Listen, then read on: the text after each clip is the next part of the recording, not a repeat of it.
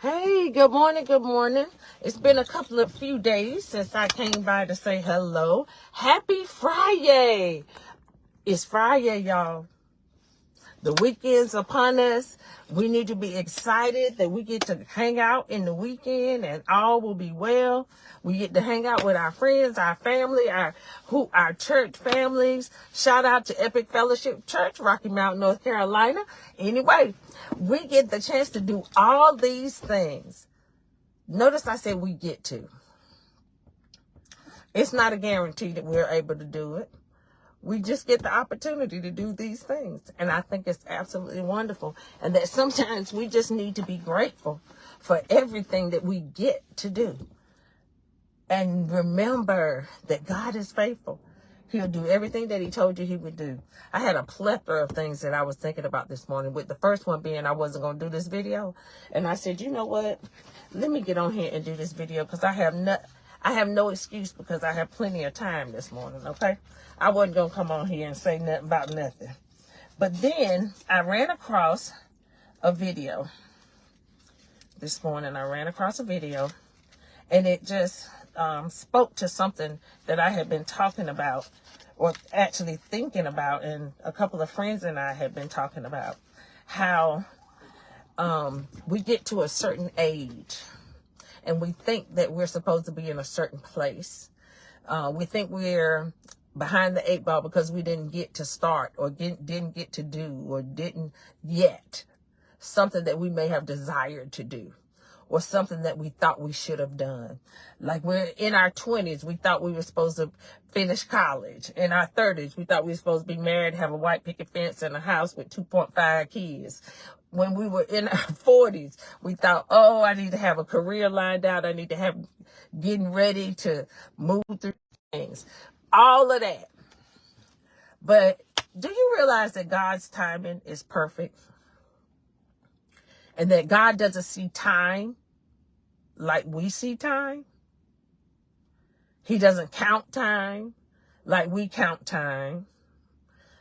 But his timing is perfect. But even more importantly, he knew before you were in your mother's womb where you were going to be and what you were going to be doing. And when you were going to be doing it. So do we continue to spend a lot of time saying, I'm late doing this and I'm late doing that? Or do we accept the fact that God's timing is perfect and we are exactly where we're supposed to be at this time in our lives, no matter where it is? I actually shared the video this morning on my page, and it's Pastor Joel Tudman. And he says, if God doesn't do it in your 20s, then he'll do it in your 30s.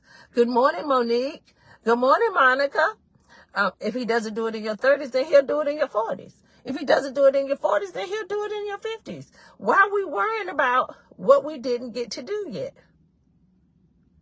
Because as long as we're breathing, we have the opportunity to do things, right?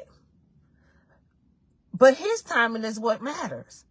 We get so caught up in our plans and what we think we should be doing, all the mistakes we thought we made, when in actuality, it might not have been what you planned to do at that time. But instead of getting caught up on the mistake, get caught up on the lesson that God desires for you to have out of that so-called mistake. Instead of looking at a heartbreak as just a heartbreak, look at it being another way that God is trying to show you that that thing might not have been for you. Everybody grows up and has a high school crush and it doesn't work out. You go out a couple of times and it doesn't work out. You're crushed because it was your crush. But did they really want to be your crush? We probably didn't know how to have conversations when we were in high school. I know I didn't. So I didn't even know if he wanted to be my crush, even though I made him my crush. How about that? Have you ever had the ability to have great conversations so that you knew what was going on or how somebody felt about a thing? I know I didn't early in life. I did a lot of talking, y'all. but I didn't know how to communicate. Did you know that talking and communication are different? When I learned that talking and communication are two totally different things, I realized that I spent a lot of life talking, but I wasn't really communicating because they're different. I can talk surface level stuff all day, every day, but do I have good, meaningful conversations with those in my life?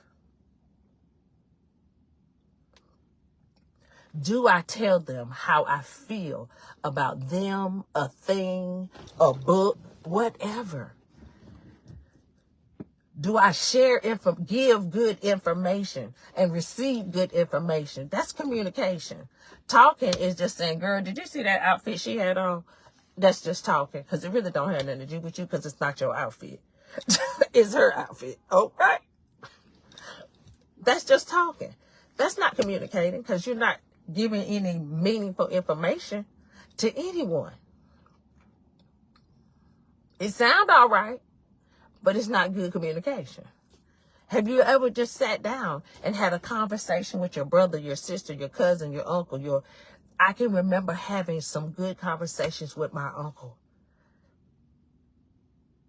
And when he died, I missed that, because that was times that we could talk about stuff.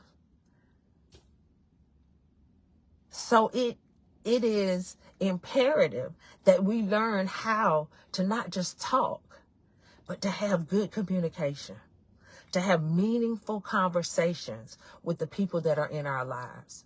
There are people that you need in your life.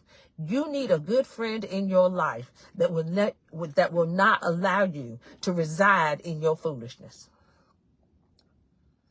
That they will hit you with your two-piece and won't even bother to give you a biscuit. You need somebody that'll stop, deconstruct your foolish thoughts, and say to you, that doesn't make sense. Why are you doing that? What you gonna do that for?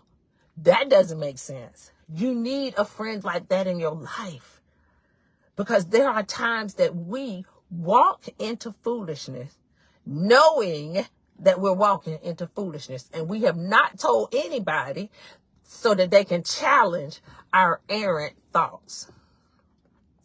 We just go off and do foolishness and then come back and say, girl, I made a mistake. Well, if you had ran that by her before, chances are she would have told you not to do it from the start. Or he even. I have some great male friends too. Male friends are good for having conversations about dating and the men you might meet along your journey, because they care enough about you that they'll tell you the truth of the matter. A man can tell you about another man. You just tell him what he acting like, and your friend can break that thing on down for you. So if you get nothing else from this live this morning, know that there's a difference between talking and communication. Learn how to be a good communicator and to have meaningful conversations with people. You have something inside of you that somebody needs, and somebody has something inside of them that you may need. So learn how to have good, meaningful conversations. Good morning, Marissa. Good morning, Chapri. Learn how to have meaningful conversations. Learn how to make sense. Bounce ideas off of other people so you don't be out there doing dumb stuff all willy-nilly. How do I know that? I've done enough of it to last me the rest of my days. And I'm working hard not to have no more foolishness on my way out. As you continue to go through this weekend, stop by and see the friend that you've been thinking about. Pick up the phone, call them, text them. Let them know that you've been thinking of them and want to have a meaningful conversation. Hey, Gaylette, where is my set, ma'am? That's what you get when you get on here. Good morning. Good morning. So let's work hard on doing less talking and doing more communicating. Get you one good friend that'll tell you the truth no matter what, and give you the unadulterated truth before you go out here and act on some of these errant thoughts that you got going on. Okay? Because we have them. Everybody has them.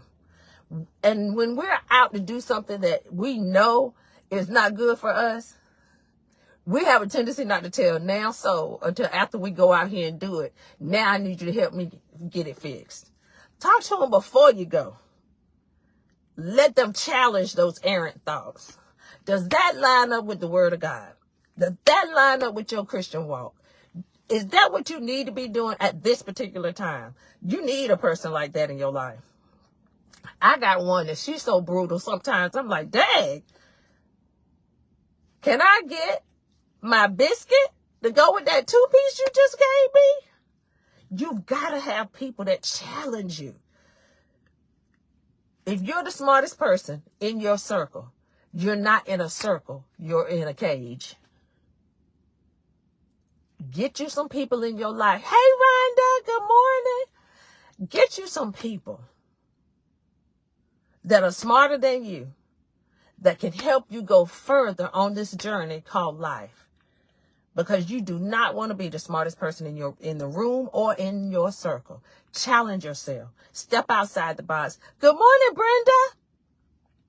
Challenge yourself. Is it easy? Absolutely not. But it is so worth it. I can remember a time that my self-esteem was so low, it wouldn't allow me to go into a room full of women. But now you can't beat me there if I want to be there. God is giving you things inside of you that somebody needs. Learn how to stop talking and do better communication. Get you somebody in your life that'll challenge your errant thoughts before you go out of here and do something ridiculous. And last but not least, learn how to communicate better instead of just talking, because they are totally different. I hope you have a fantabulous Friday. I'll see you guys again sometime next week. Know that I love you and there ain't nothing you can do about it. Have a great day. Bye-bye.